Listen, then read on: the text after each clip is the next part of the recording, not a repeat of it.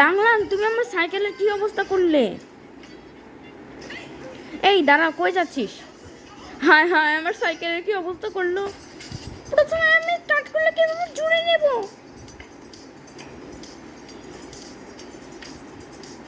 এরপর আমি আমার দিদির ছোটবেলার সাইকেল লাগিয়ে দেব। এই তো আমি আসছে তাড়াতাড়ি তাড়াতাড়ি।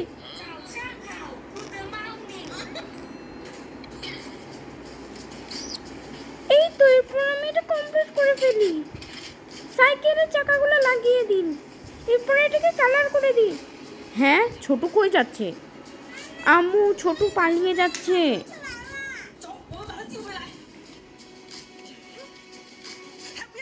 ওই তো ওখানে। দাদা।